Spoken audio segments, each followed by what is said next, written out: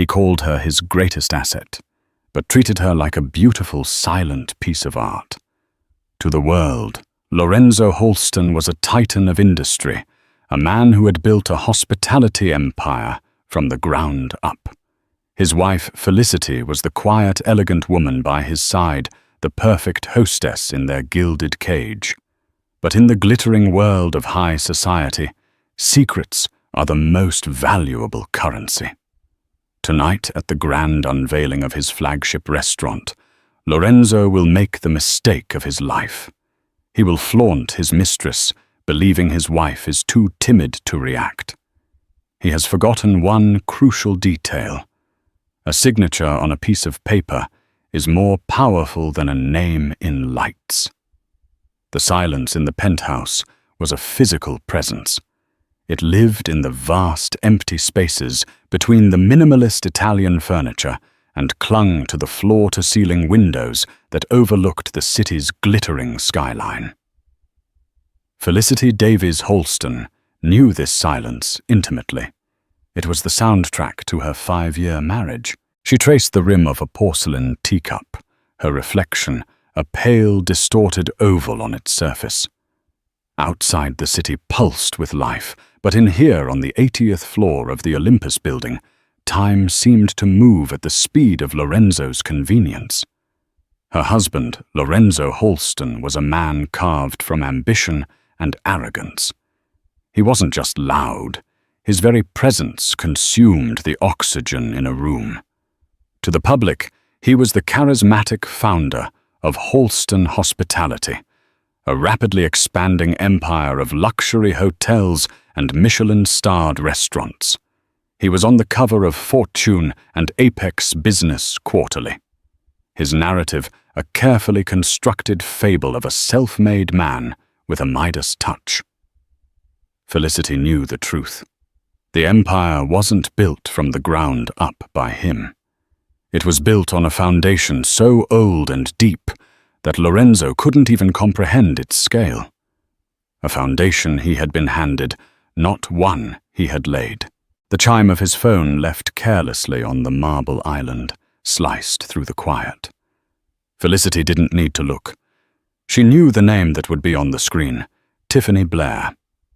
Tiffany, the impossibly blonde, surgically enhanced public relations consultant Lorenzo had hired 6 months ago. Her public relations duties seemed to extend far beyond boardrooms and press releases usually taking place in 5-star hotel suites during Lorenzo's business trips. Lissy darling. Lorenzo's voice boomed as he strode into the kitchen, already dressed in a bespoke tuxedo. He smelled of expensive cologne and self-satisfaction. Is my Patek on the dresser, the rose gold one? It needs to match the cufflinks. He didn't wait for an answer, already moving towards the master suite. He treated her less like a wife and more like a highly intuitive but ultimately invisible domestic assistant. In the beginning, she had believed his charm. He had pursued her with a relentless energy, captivated by her quiet grace and what he called her old-world elegance. He had no idea how literal that description was. Felicity came from old money, but a reclusive, intensely private kind. Her father, the late Jonathan Davies, had built Northgate Holdings, a silent behemoth of real estate, finance, and private equity. He despised the limelight and had raised his only daughter to value discretion above all else. When Felicity met Lorenzo, a promising but moderately successful hotel manager, she saw a spark of drive she admired. Weary of suitors who only saw her family's name, she had allowed Lorenzo to believe she was from a comfortable but unremarkable background. She wanted to be loved for herself. It was a naive, romantic notion that had curdled into a slow, corrosive regret. They married, and with her father's blessing, she used a fraction of her inheritance channeled through a labyrinthine series of trusts to anonymously fund Lorenzo's ambitions. Northgate Holdings created Holston Hospitality as a subsidiary, installing Lorenzo as its public-facing president. He was given a generous salary, unlimited expenses, and the illusion of ownership. The condition stipulated by Felicity was that the true source of the funding remained a secret. Lorenzo, blinded by the sudden influx of limitless capital, eagerly agreed, concocting a story about a consortium of silent European investors who believed in his genius. "Did you hear me, Lissy?" he called from the bedroom. "I need the watch. It's in the top right drawer of the mahogany chest, Lorenzo." She replied, her voice even. "Where it always is?" He reappeared, fastening the watch to his wrist. He paused, looking her up and down. She was wearing a simple, elegant navy blue dress. It was timeless, understated, and worth more than the car Tiffany Blair drove. "Is that what you're wearing?" he asked, a faint frown creasing his brow. "It's a bit plain for tonight, isn't it? The launch of the Aperture Club is the biggest event of the year. My biggest event. My." He always said my company, my success, my restaurant. "I think it's appropriate," she said softly. "Appropriate doesn't get you on the society pages, darling," he scoffed, adjusting his bow tie in the reflection of a chrome appliance. "Tiffany is having a custom gown flown in from Milan. Now that's how you make an entrance." He said it without a hint of shame, as if discussing the catering. The casual cruelty was worse than any shouted accusation. It was the cruelty of indifference. He didn't even see her as a person with feelings to hurt anymore. She was just a fixture, a piece of the scenery in the grand play of his life. For months, Felicity had endured the humiliation, the whispers at charity balls, the pitying looks from the other wives, the photos snapped by paparazzi of Lorenzo and Tiffany, leaving a late-night dinner, his arm slung possessively around her. Felicity had held on to the hope that the man she thought she had married was still in there, somewhere, buried beneath the ego. She had honored her promise to her father to live a private life. But her father was also a man of immense pride and strength. He would never have tolerated this level of disrespect. Lorenzo's phone chimed again. He snatched it up, a wide grin spreading across his face as he read the message. "Tiffany's just sent a picture of the dress. Spectacular. Absolutely spectacular. A real showstopper." He typed a rapid reply, his thumbs flying across the screen. Felicity watched him, and in that moment, something within her, a long dormant thing, made of steel and resolve, finally clicked into place. The naive girl who wanted to be loved for herself was gone. In her place was the daughter of Jonathan Davies, the sole heiress of Northgate Holdings, a woman who owned this penthouse, the tuxedo on her husband's back, the watch on his wrist, and the restaurant he was about to launch. He had mistaken her silence for weakness. He was about to learn it was the quiet hum of an engine gathering power before a storm. She took a slow, deliberate sip of her tea. It had gone cold.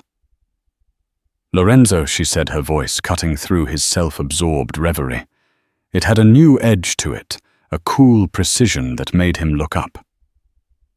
"What is it?" "We need to be leaving in 20 minutes. "You're right," she said, standing up and placing her cup in the sink. "Tonight is going to be a very big night. One for the history books." He smirked, misinterpreting her words entirely. "That's the spirit, darling." Finally getting excited. "Just try and look happy for the cameras, will you? It reflects well on me." As she walked past him towards her own dressing room, a plan began to form in her mind. It was audacious, terrifying, and absolutely necessary. She had spent 5 years as a ghost in her own life. Tonight she would become a queen, and she would watch his counterfeit kingdom burn to the ground. Felicity closed the door to her dressing room, a vast space of polished sycamore and soft grey carpets that served as her sanctuary. For a moment, she leaned against the cool wood, her heart hammering against her ribs. It wasn't fear. It was the exhilarating, terrifying rush of a decision made. The dam of her restraint, built over years of quiet observation and swallowed pride, had finally broken. She walked over to a discreet biometric safe hidden behind a full-length mirror. She pressed her thumb to the scanner, and the panel slid open with a soft hiss. Inside, amongst her family heirlooms and personal documents, was a simple encrypted satellite phone. A direct line. She had used it only a handful of times since her father's death, always for matters of the gravest importance regarding the holdings. This qualified. She dialed the only number stored in its memory. It rang once before a familiar voice, calm and impeccably professional, answered. "Felicity. I was wondering when you might call." Desmond Pierce had been her father's most trusted advisor, the executor of his estate and the acting CEO of Northgate Holdings. He was a man in his late 60s, with a mind like a steel trap and a loyalty to the Davies family that was absolute. He knew about Lorenzo. He knew about the arrangement. And he had been waiting patiently for his true employer's instructions. "Desmond, Felicity," said her voice steady, despite the tremor in her hands. "It's time." There was a brief pause on the other end of the line, not of surprise, but of contemplation. "Are you certain?" "Once this process begins, it is irreversible." "I've never been more certain of anything in my life," she said, her eyes catching her own reflection in the mirror. She saw a flicker of her father's iron will there. "Lorenzo is hosting the launch of the Aperture Club tonight, at 9 o'clock. He intends to publicly humiliate me with his mistress. I intend to correct the public record." Desmond absorbed this information. A public venue. That is bold. It will be messy. He has made it messy, Desmond. I am simply cleaning up, she countered. I want you to activate Protocol Scion. Full asset reclamation. Effective immediately. Protocol Scion. It was a name she and Desmond had conceived of years ago. A contingency plan for this very scenario. A corporate kill switch designed to dismantle the entire artifice of Lorenzo Halston's career in a single, swift stroke. Understood, Desmond said. His voice now held a note of grim efficiency. The legal team has had the paperwork on standby for over a year. I will need your verbal authorization for 3 key actions. First, the immediate termination of Mr. Halston's employment contract as president of Halston Hospitality, citing the gross misconduct clause. Authorized. Felicity said the word tasting like freedom. Second, the freezing of all corporate and personal credit lines. Bank accounts and assets tied to his name through the Halston Hospitality salary and bonus structure. Authorized. And third, Desmond continued the transfer of all operational authority directly to you as the sole proprietor and chairwoman of the parent company, Northgate Holdings. We will need to make a public statement. That is the point of tonight, Desmond Felicity replied. The statement will be made in person. I need you and a small legal team at the Aperture Club. Say 10 o'clock, we will be there. I will bring Mr. Henshaw from legal and 2 of our senior security personnel. Discreet but effective. Perfect. One more thing. I need you to find out who made Tiffany Blair's dress. Desmond was momentarily thrown. Her dress. Yes. Lorenzo mentioned it was being flown in from Milan. A custom piece. Find the designer, the house, the atelier. I want to know its exact cost. And I want you to arrange for the invoice to be delivered to her personally in the middle of the event tonight. With a note that her benefactor's credit line has been permanently severed. A slow, appreciative smile could be heard in Desmond's voice. The daughter of Jonathan Davies indeed. Consider it done, Felicity. We will see you at 10. She ended the call and placed the phone back in the safe. A wave of calm washed over her. The machinery was in motion. The gears of a multi-billion-dollar enterprise were now turning at her command, aligning to execute a single devastating purpose. She turned to her wardrobe. The navy blue dress, which Lorenzo had called plain, now seemed insufficient. Not for making a statement of wealth, but for making a statement of power. She pushed it aside and walked towards the very back to a garment bag she hadn't opened in years. Inside was the last gown her father had commissioned for her for a gala they were to attend together before he passed away. It was a masterpiece of deep emerald silk, cut in a style that was both regal and fiercely modern. It was not a dress for a quiet wife. It was a dress for a queen. As she slipped it on, the fabric felt like armor. She complimented it not with loud, flashy jewels, but with a simple, elegant diamond necklace and earrings that had belonged to her grandmother, pieces whose value was not in their size, but in their history and flawless clarity. They whispered wealth. They didn't scream it. When she emerged from the dressing room 40 minutes later, Lorenzo was impatiently pacing in the living area, checking his phone. Finally, he started to say, then stopped dead. He stared at her, his jaw slackening slightly. He had never seen her like this. The dress, the jewels, the newfound confidence in her posture, it was a combination that completely unsettled him. She was, for the first time, not the Felicity he knew. She was breathtakingly beautiful, but in a way that was suddenly intimidating.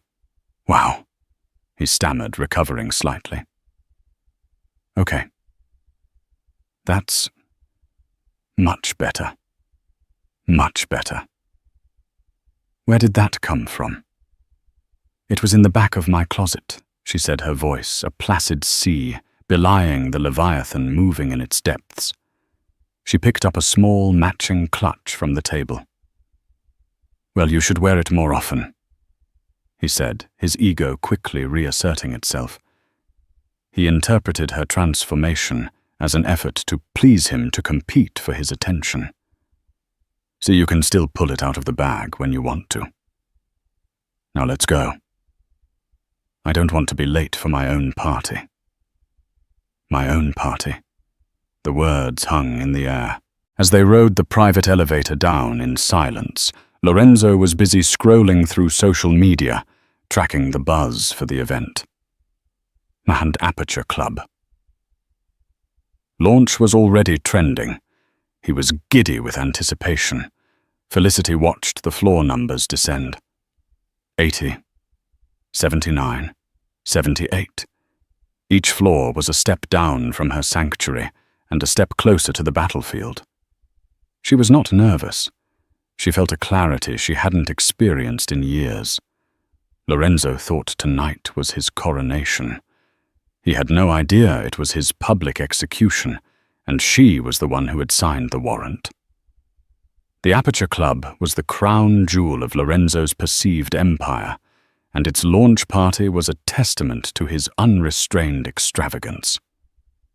Located on the top floor of a newly constructed skyscraper that pierced the heart of the financial district, the restaurant was a symphony of bronze marble and glass.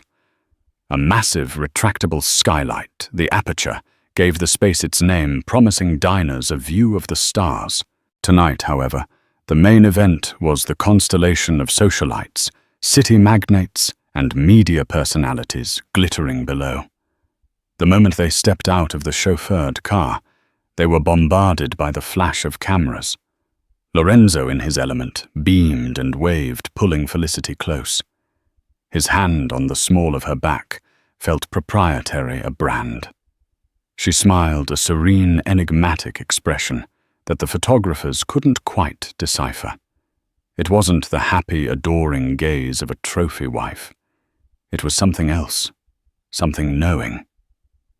Inside, the air thrummed with champagne-fueled chatter and the smooth sounds of a live jazz quartet. Waitstaff moved through the throng with trays of oysters and caviar. Lorenzo immediately launched into his role as king of the castle, greeting guests with loud backslaps and booming laughs, accepting congratulations for his magnificent achievement. "Lorenzo, my boy, you've outdone yourself," exclaimed a portly real estate developer named Bill Peterson. "Just the beginning." "Bill, just the beginning," Lorenzo roared. "We're changing the game, Holston. Hospitality is the future." Felicity stood by his side, a silent, graceful counterpoint to his bombast. She nodded politely, accepted compliments on his behalf, and played her part to perfection. But beneath the surface she was a predator, scanning the room, marking her targets, and counting the minutes. 9:15 p.m. Desmond would be making his final preparations. She watched as Lorenzo's eyes constantly darted towards the entrance. He was waiting. And right on cue at 9:30 p.m. the crowd near the doorway parted with a collective murmur. Tiffany Blair had arrived. She was not so much wearing a dress as she was inhabiting a spectacle. It was a creation of shimmering fire engine red sequins, cut dangerously low at the front and impossibly high at the side. It was designed to command attention, to scream its own expense, and Tiffany wore it with the unshakable confidence of a woman who believes she has already won. Lorenzo's face lit up with a triumphant, possessive grin. He excused himself from the group he was with and strode purposefully towards her. He didn't offer a discreet greeting. He made a show of it. He took both her hands, kissed her loudly on both cheeks, and spun her around for the benefit of the room. "There she is." His voice boomed, silencing the nearby conversations. "The secret weapon behind our team, the one and only Tiffany Blair. Doesn't she look like $1 million? More like 150,000 to be precise." Felicity thought, a cold sliver of amusement touching her lips. Desmond was efficient. Tiffany basked in the attention, her smile wide and predatory. Her eyes found Felicity across the room and held her gaze for a fraction of a second. It was a look of pure, unadulterated victory. A look that said, "He's mine. This world is mine." "You are irrelevant." Felicity simply held her gaze, her expression unchanging, before turning to accept a glass of water from a passing waiter. Her calmness was a weapon Tiffany couldn't comprehend. The mistress expected tears, a scene, a retreat. She didn't know how to react to this placid indifference. For the next half hour, Lorenzo paraded Tiffany around the room like a prize. He introduced her to his most important contacts, lauding her brilliant marketing mind. It was a flimsy pretext that fooled no one. They were an item, and he was deliberately and cruelly rubbing it in his wife's face. Felicity watched it all. She saw the uncomfortable shifting of some guests, the gleeful gossip of others. She noted who was loyal, who was opportunistic, and who was simply enjoying the drama. It was all valuable data. She found a quiet spot near the panoramic windows, overlooking the sprawling city lights that glittered like a fallen sky. This was all hers. The building they were in stood on land owned by a Northgate subsidiary. The construction had been financed by a Northgate investment fund. The catering company, the security firm, the valet service, all were contracted through businesses in which Northgate held a significant stake. Lorenzo was a child playing with his father's toys, completely oblivious to the fact that his mother owned the entire toy store. "A bit overwhelming, isn't it?" a voice said beside her. She turned to see Robert Chen, a respected older banker, whose firm had a long-standing and very discreet relationship with Northgate Holdings. He was one of the few people in the room who knew who she truly was. "Hello, Robert," she said warmly. "It is quite the spectacle." Robert looked across the room at Lorenzo, who was now laughing obnoxiously with his arm draped around Tiffany's shoulders. "He's a peacock, that husband of yours," he said, his voice low. "Always has been. But peacocks can't fly very high. They just strut and make a lot of noise." He took a sip of his drink, his eyes twinkling. "I always wondered when you'd get tired of the noise." "The acoustics in this room are certainly revealing," Felicity replied, her words chosen with care. Robert nodded, understanding her meaning perfectly. "Indeed. Well, if you ever decide to change the music, you know you have friends who value a more classical composition." He gave her a subtle, supportive nod and moved away. The brief exchange solidified her resolve. This wasn't just about personal betrayal anymore. It was about legacy. Lorenzo's gaudy, reckless behavior was a stain on the quiet, dignified empire her father had built. 9:55 p.m. 5 minutes. Felicity began to move from the window, her path taking her on a slow, deliberate collision course with the center of the room where Lorenzo held court. He saw her approaching, a flicker of annoyance in his eyes. Her presence was an inconvenience to his grand performance with Tiffany. "Ah, darling," he said, his tone patronizing as she drew near. "Getting sociable, are we? I want you to properly meet Tiffany. Tiffany, this is my wife, Felicity." Tiffany offered a saccharine smile. "It's so lovely to finally be introduced," she purred, emphasizing the finally with dripping condescension. "Your husband is just the most brilliant man I have ever met. The vision he has for this place, it's legendary." "My husband is certainly ambitious," Felicity replied, her voice as smooth as polished marble. Lorenzo, feeling emboldened by the audience and the champagne, decided to push his humiliation a step further. He draped his arm more firmly around Tiffany, pulling her into his side. "Lissy is more of the quiet homebody type," he announced to the circle of onlookers. "She handles the charities and the dinner parties. I handle the real work, the building of empires. We all have our strengths, don't we?"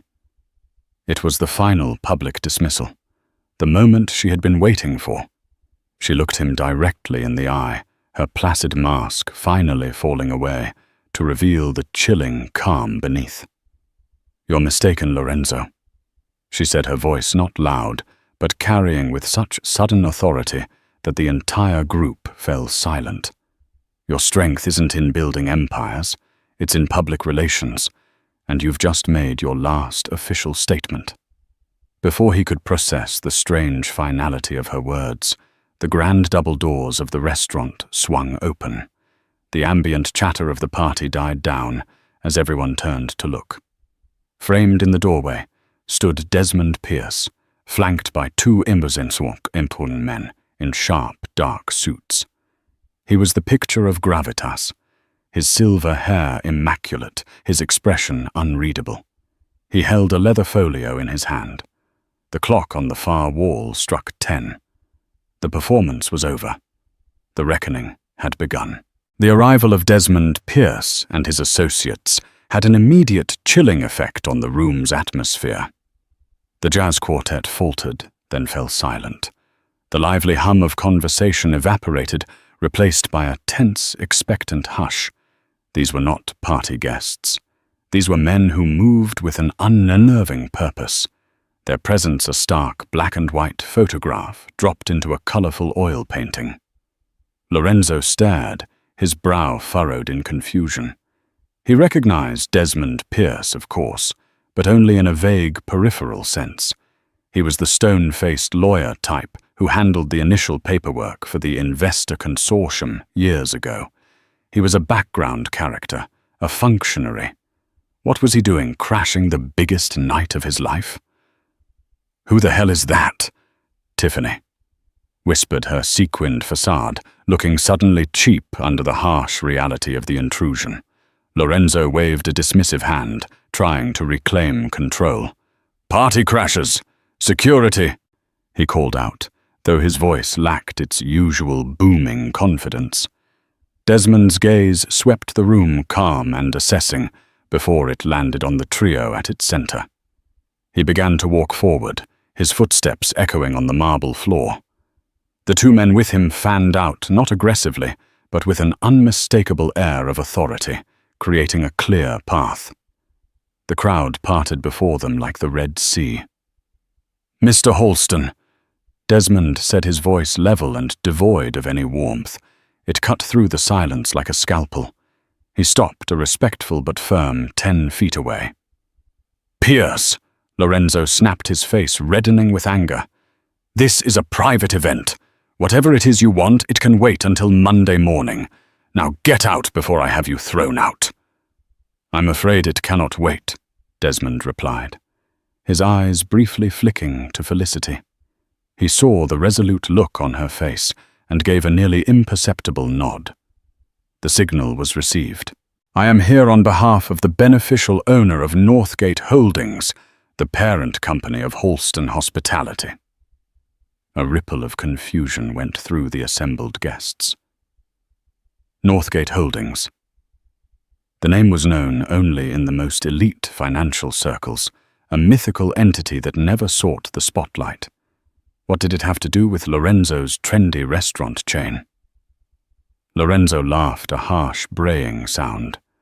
"Northgate. That's my silent partner. My money. You have no authority to speak to me here. You report to me, old man. Now I'm warning you." "You are mistaken, Mr. Holston." Desmond interrupted, his tone hardening. "I do not report to you. I report to her." And with that, he turned his head and looked directly at Felicity. Every eye in the room followed his gaze. For a moment, there was a collective silent processing of this impossible statement. The quiet, mousy wife. The background fixture. It didn't make sense. Lorenzo's laugh caught in his throat. "Her." "You mean Felicity?" "What the hell are you talking about? She doesn't know the first thing about business. She plans garden parties." Tiffany snorted with derisive laughter, but it died quickly as she saw the deadly seriousness on Desmond's face. Felicity took a step forward, separating herself from her husband's toxic orbit. She felt as if she were stepping out of a shadow and into the light for the first time in years. "He's right, Lorenzo," she said, her voice now ringing with a strength no one in the room had ever heard from her. "I don't plan garden parties. I own the garden, and the estate, and the company that caters the parties." She turned her attention to the stunned guests. "My name is Felicity Davies Holston. My late father was Jonathan Davies, the founder of Northgate Holdings." A wave of audible gasps swept through the crowd. The Davies name was legend. It was a name associated with unimaginable, generationally entrenched wealth. It was a name that made Lorenzo Holston's flashy new money persona look like a child's sandcastle next to a mountain. Lorenzo's face went white. The blood drained from it, leaving a pasty, slack-jawed mask of disbelief. "Davies, no. That's not possible. Your family was comfortable." "My father valued privacy above all else," Felicity said, her gaze locking with his. "A value you clearly have never understood. When we married, I chose to keep my background private. I funded your ambition anonymously through my family's holding company because I wanted a partner, not a parasite. I wanted to see what you would build if given the chance. And all you have built is this monument to your own ego on my family's foundation." Her words were precise, each one a hammer blow shattering the fragile glass of his reality. "That's a lie," he sputtered, looking wildly around for support. "She's lying." "Tell them, Pierce." Desmond opened the leather folio he was carrying. "I'm afraid every word she has spoken is the documented truth," he announced to the room. "Holston Hospitality is and always has been a wholly owned subsidiary of Northgate Holdings. The sole owner and acting chairwoman of Northgate Holdings is Mrs. Felicity Davies Holston. Mr. Holston is not the owner. He is a salaried employee. Or rather," he paused, pulling out a single sheet of paper. He took a step forward and held the paper out to Lorenzo. "This is a letter of termination for your position as president of Holston Hospitality, effective immediately, citing Clause 17B of your employment contract regarding gross moral turpitude and actions bringing the company into disrepute." Lorenzo stared at the paper as if it were a venomous snake. He didn't take it. Beside him, Tiffany was hyperventilating. The color drained from her face as the implications crashed down on her. The money, the power, the access, it wasn't his. It was hers. The woman she had mocked and dismissed was the source of it all. Just then, a young woman in a courier's uniform, who had slipped in unnoticed behind Desmond's team, stepped forward. She approached Tiffany Blair. "Miss Tiffany Blair?" she asked timidly. Tiffany just stared, mute. "I have a delivery for you," the courier said, handing her a crisp envelope. With trembling fingers, Tiffany opened it. Inside was a multi-page invoice from a renowned Milanese fashion house for €157,000. Clipped to it was a small embossed card. Felicity watched as Tiffany read it. The note was simple. "As of 10:05 p.m. this evening, the credit line of Mr. Lorenzo Holston has been permanently closed. We trust you will be able to make your own arrangements for payment. Northgate Holdings, accounts payable." The invoice fluttered from Tiffany's numb fingers and drifted to the floor. The show-stopping red dress suddenly looked like a clown costume, a garish symbol of a catastrophic miscalculation. The entire room was frozen in a state of suspended shock, witnessing a social and financial execution of breathtaking speed and precision. Lorenzo Holston, the titan of industry, had been exposed as a fraud, and his quiet, unassuming wife was revealed to be the true titan, a hidden empress who had just reclaimed her throne. The silence that followed the revelation was profound, broken only by the faint hysterical gasp from Tiffany. It was as if the air itself had been sucked out of the room.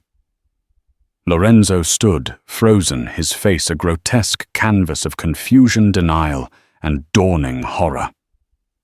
The universe as he knew it had just been turned inside out. "This is a joke," he whispered, his voice hoarse. He looked at Felicity, his eyes pleading for the first time in their marriage. "Lissy, what is this? Tell them it's a joke. Some kind of twisted prank."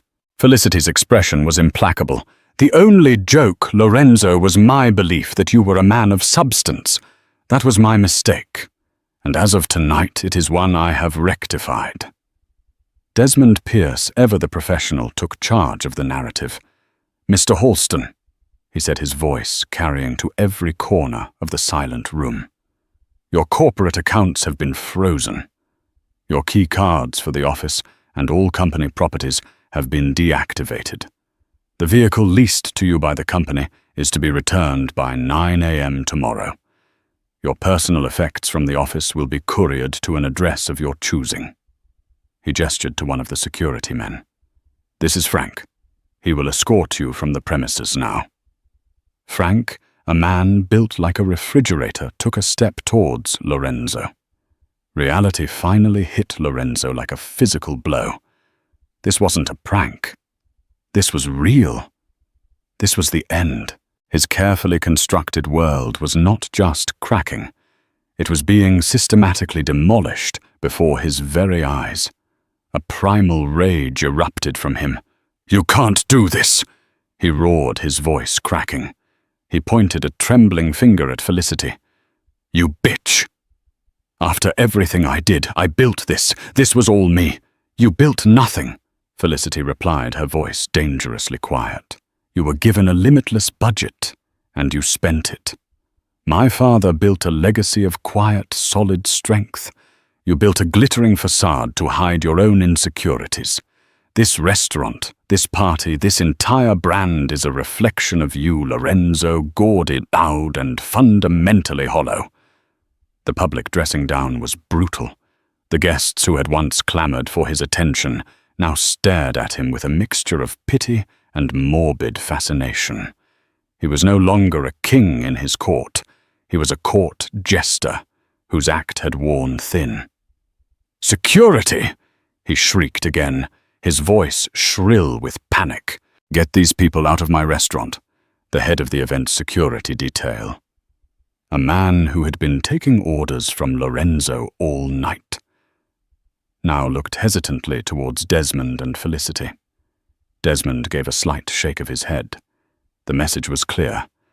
There had been a change in management. Frank, the Northgate security man, placed a firm hand on Lorenzo's shoulder. "Sir, it's time to go." Lorenzo tried to shrug him off, his face contorted in a mask of fury. "Get your hands off me. Don't you know who I am?" "We know exactly who you are, Mr. Halston," Desmond said coolly. "A former employee. Please do not make this more unpleasant than it needs to be." As Frank began to steer the sputtering, protesting Lorenzo towards the exit, all eyes turned to Tiffany. Her brief reign as the queen-in-waiting was over. She was now just a girl in a very expensive dress she couldn't afford, stranded in the wreckage of her ambition. She looked from the defeated Lorenzo to the powerful, composed Felicity. In a moment of sheer reptilian survival instinct, she made her choice. "I can't believe he lied to me," she cried out, tears of self-pity welling in her eyes. She looked at Felicity, her expression pleading. "He told me he was leaving you. He told me you two had an arrangement. I had no idea. I am as much a victim here as you are." The performance was so transparently false it was almost comical. Felicity regarded her with a look of utter disinterest, as if examining a mildly unpleasant insect. "Your arrangements with Mr. Halston are your own affair," Felicity said, her voice dismissive. "As is your invoice from Milan. Now I believe you are also leaving." The second Northgate security guard stepped towards Tiffany. She didn't need to be physically escorted. With a final desperate sob, she gathered the shreds of her dignity, turned and practically fled towards the exit. Her red sequined dress a retreating beacon of humiliation. The room watched as Lorenzo Halston, the man of the hour, was unceremoniously marched out of his own launch party. He was still shouting, still threatening lawsuits, still proclaiming his own genius. But his words were the hollow, meaningless echoes of a power that no longer existed. The doors swung shut behind him, leaving a stunned and silent party in his wake. For a long moment, nobody moved. The spectacle was over. Felicity Davies Halston stood alone in the center of the room, the undisputed, and until tonight, unknown center of power. She turned to face her guests, her expression composed. The awkwardness was palpable. What does one say after a public corporate execution? Felicity, however, was in full control. Ladies and gentlemen, she began, her voice calm and assured, please accept my sincerest apologies for that unpleasant piece of corporate housekeeping. It was a matter that regrettably required a public resolution. She gave a small, wry smile. It seems Holston Hospitality is under new management, effective immediately. I would like to thank you all for coming tonight to celebrate the launch of the Aperture Club. The vision for this establishment was always one of elegance and excellence, and I intend to see that vision fully realized. She raised her glass of water. Please enjoy the rest of your evening. The champagne is excellent, the food is superb, and the view, as always, is breathtaking. To new beginnings. The tension in the room broke. Someone started to clap, a tentative, hesitant sound. Then another joined, and another, until the entire room erupted in a wave of applause. It was a surreal moment. They were applauding not just her composure, but her power. They were witnessing the birth of a new icon in their world, a woman who had emerged from the shadows with the force of a hurricane. The jazz quartet, taking their cue, softly began to play again. Waiters resumed their rounds. The chatter started to build back up, now buzzing with the most sensational piece of gossip the city had seen in decades. Felicity had not just won. She had rewritten the entire game. And as she stood there, calmly surveying the room that was unequivocally hers, she felt not triumph, but a quiet, profound sense of peace. She was finally and completely free. The fallout from that night was not a wave, but a tsunami. By morning, every major news outlet and gossip blog had the story. The headlines were sensational. Hospitality king dethroned by secret heiress wife. The Holston hoax, Gregory Holston exposed as fraud. Billionaire bride's revenge. Felicity Davies reclaims her empire. The story was accompanied by blurry cell phone pictures from inside the party. Lorenzo's enraged face, Tiffany's tearful escape, and Felicity's regal, unshakable composure. For Lorenzo, the world ceased to exist. After being thrown out of the restaurant, he discovered his key to the penthouse no longer worked. The doorman at the Olympus, who had bowed to him for years, stopped him with a polite but firm, "I'm sorry, sir. You are no longer listed as a resident." His phone, a company device, was remotely wiped and deactivated an hour later. His credit cards, both corporate and the personal one, linked to his massive salary, were declined when he tried to check into a hotel. He was a ghost in the city he thought he owned. He ended up at the apartment of a sycophantic junior executive, a young man who was terrified but too intimidated to turn him away. From there, Lorenzo spent the next 48 hours in a spiraling vortex of rage and disbelief. He tried to call his lawyers, only to be reminded that his high-powered legal team was on retainer by Holston Hospitality, and now took their orders from Felicity. The independent lawyers he contacted quoted him retainers he couldn't possibly pay. He had no money. The accounts he thought were his were merely salary accounts, and the funds within had been frozen, pending a final audit for any misappropriated company expenses. He tried to call his friends, the developers and financiers, who had slapped him on the back just nights before. Most didn't answer. The few who did were curt and distant. In the world they inhabited, power was everything. Lorenzo no longer had any. He was radioactive. Tiffany Blair vanished. Her social media was deleted, her phone number disconnected. The last anyone heard, she was desperately trying to sell the designer clothes and jewelry Lorenzo had bought her, to pay the massive bill for the red dress and to buy a plane ticket back to whatever small town she had crawled out of. Her 15 minutes of fame had ended in a lifetime of debt and infamy. While Lorenzo's world imploded, Felicity's was solidifying. She spent the day after the party in the main boardroom of Holston Hospitality, a room Lorenzo had decorated with oversized portraits of himself. The first thing she did was order them taken down. With Desmond Pierce by her side, she met with the stunned but professional executive team.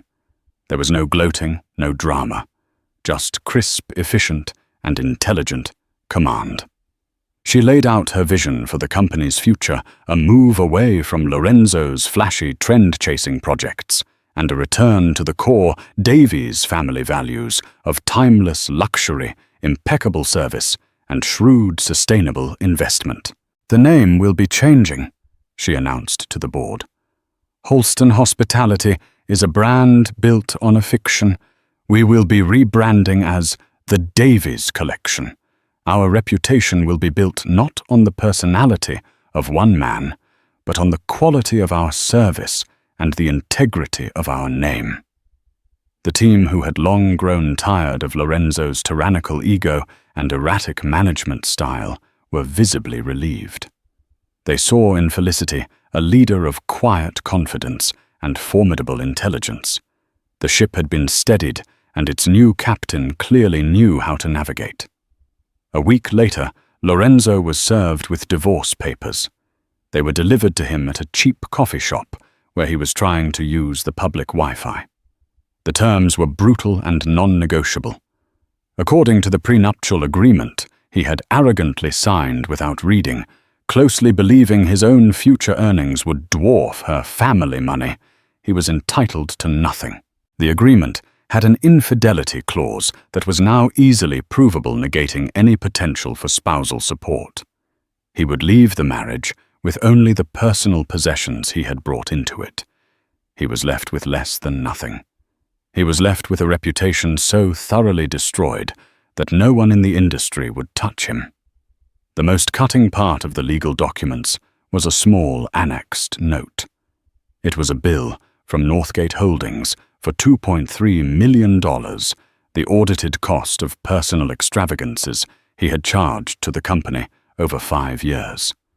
Lavish trips with Tiffany custom suits, gambling debts, and gifts for associates. The note stated that the company was willing to forego prosecution for corporate fraud if he signed the divorce papers without contest and agreed to a permanent non-disclosure agreement. It was a checkmate. He was cornered, penniless and powerless. He signed. The final crushing humiliation came a month after the gala. Lorenzo, now living in a small rented apartment on the outskirts of the city, saw an article in Apex Business Quarterly. The cover, which had once featured his own smiling face, now showed Felicity. She stood not in a flashy restaurant, but in front of a blueprint, her expression focused and powerful. The headline read, "The Matriarch Takes the Helm. Felicity Davies and the Rebirth of an Empire." The article detailed the true history of Northgate Holdings and lauded her bold, decisive actions in restructuring the company. It painted Lorenzo as a footnote, a temporary and deeply flawed manager who had been swiftly removed. He wasn't even a villain in the story. He was an error that had been corrected. He had been rendered irrelevant. He threw the magazine across the room, the sound of its pages hitting the wall a pathetic thud in the silence of his new life. He had flown so close to the sun, convinced he was a god of fire, only to find out the sun was never his. He was just a moth drawn to a flame that was never meant for him, and he had been burned to ash. The silence in his tiny apartment was different from the silence in the penthouse. That one had been full of unspoken tension. This one was simply empty. It was the sound of his own personal abyss. 6 months passed. The city, with its short memory for yesterday's scandals, moved on. The name Lorenzo Holston was now only ever spoken as a cautionary tale at cocktail parties. The Davies Collection, however, was a name synonymous with a new era of quiet, confident luxury. Felicity had proven to be a natural leader, possessing her father's shrewd business acumen, combined with a modern, more empathetic approach. She had not just saved the company. She was making it better, more profitable, and more respected than ever before. She sold off the gaudier assets Lorenzo had acquired and reinvested in properties that reflected her vision of lasting elegance. The Aperture Club was renamed the North Gate. She had the bronze and marble interior softened with classic wood and rich fabrics. The ostentatious "look at me" atmosphere was replaced with one of understated sophistication.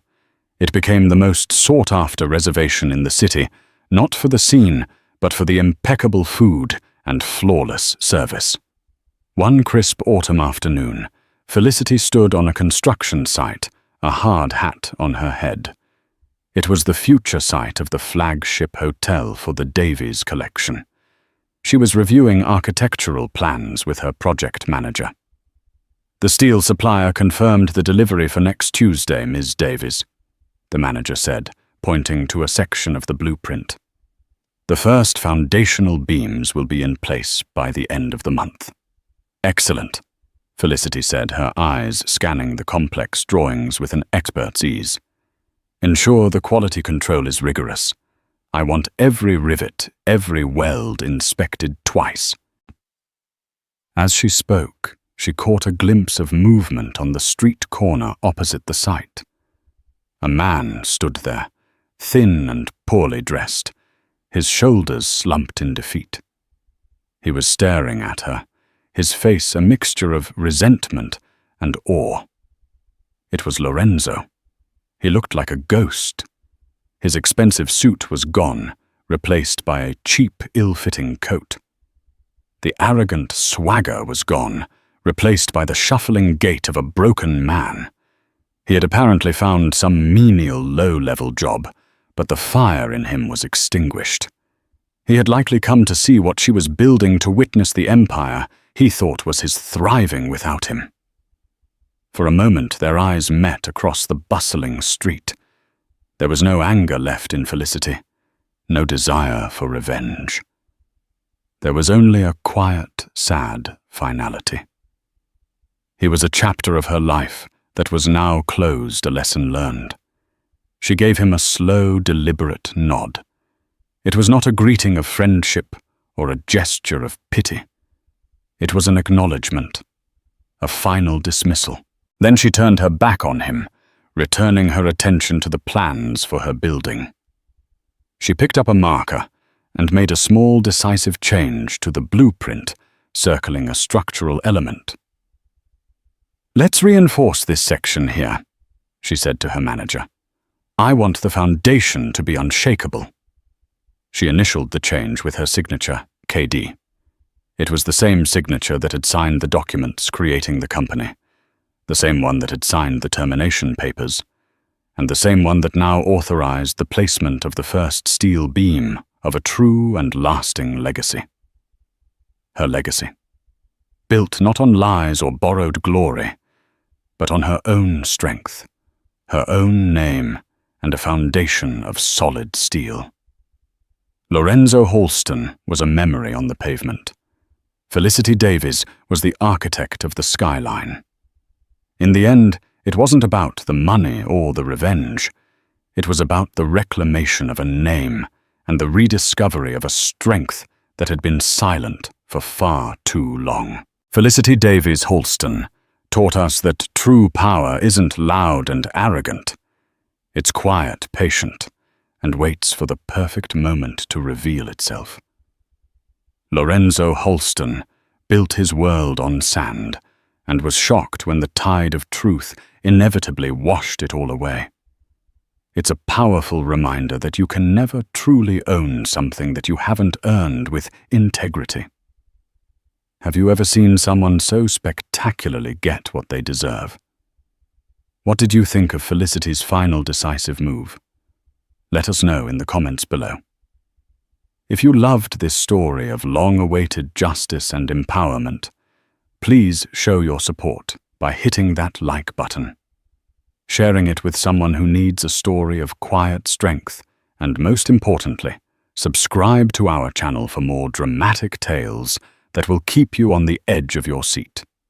Don't forget to ring that notification bell so you never miss a single moment of the drama. Thank you for listening.